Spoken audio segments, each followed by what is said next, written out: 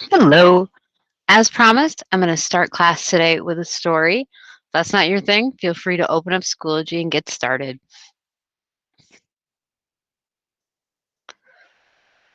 So, I'm not telling you the ancient story of Icarus, as you can see depicted here, the man who made wings out of feathers and wax, flew too close to the sun, wax melted, down went Icarus. Very old story. So, I called this story Icarus because this is the time I tried to fly. And in telling this story, I found quite a few other people have had a similar experience. It seems to be something that many of us do when we're kids. We try to figure out how to fly. In my case, I had a barn to play with. So I would climb up to the hayloft. I was convinced that if I was like 4 or 5, by the way, not the brightest developmentally. So I was convinced that if I took a running start out the door of the hayloft, that if I flapped my arms hard enough, that would propel me up. Physics and little kids, not real tight. The saddest thing about this story is that my brother Derek is younger than me, and he was trying to talk me out of this the entire time. He kept making very reasonable points, like, what if you get hurt? What if mom finds out? Which for me was not a consideration. Like, what if mom's not going to like this? Like, what? What does that have to do with any kind of equation? What are you talking about, little kid? I was so cocky that while standing up in the barn loft, I would look down at my little brother and literally say things like, you know what? Just shut up and watch my glory. Witness it. Because I was that kind of person. I was a dramatic little kid. And of course, what you expect would happen is exactly what happened.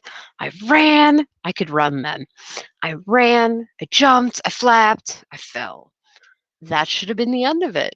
But some of us are slow learners. I decided my problem was I didn't have enough propulsion, not enough lift off the ground. That's what I needed. So I went home and I opened up our trusty encyclopedias. So I was sitting there looking at bat wings because I figured that would be the easiest to replicate. You know, little kid mind. I'm in kindergarten.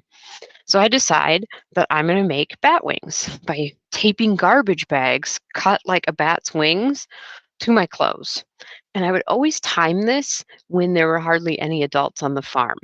And usually Sunday or Saturday mornings were the best because people were off running errands. Mom was at work. Dad wasn't paying attention. All good. So I tried it. I tried run number 2 with my bat wings. Same thing happened, fell. Again, not smart enough to learn from the fall. Went back to the drawing board like something's wrong with these wings. That's when Dad got involved. Dad saw me kind of frowning at this picture of a bat's wings, and he said, "What are you doing?" And I explained. He said, "Oh, if you're going to make it like bat wings, honey, bats have tiny flexible bones that help give structure to the wing so that it can catch the air." And I was like, "Right." He's like, "That's what you need." I think most fathers would say, "Why are you trying to fly?" or "Don't do it, dummy, you're going to get hurt." Not my dad. He was very curious and interested in science. So he explained to me exactly how bats fly, how the wind gets into the wings and pulls them up. I took all that information and condensed it and decided that meant I needed to give my wings more structure.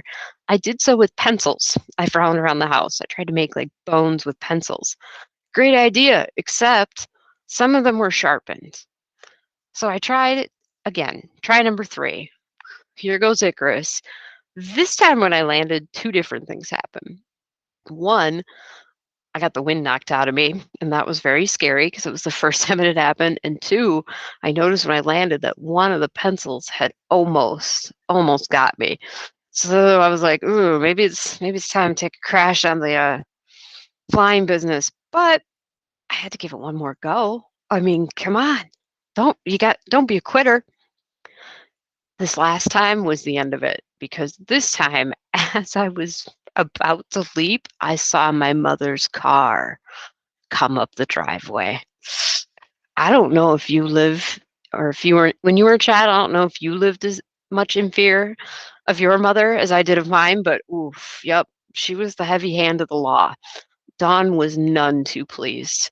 So not only did I have a rough landing on that last one, my mother was very quickly over me going, "What in the heck are you doing?"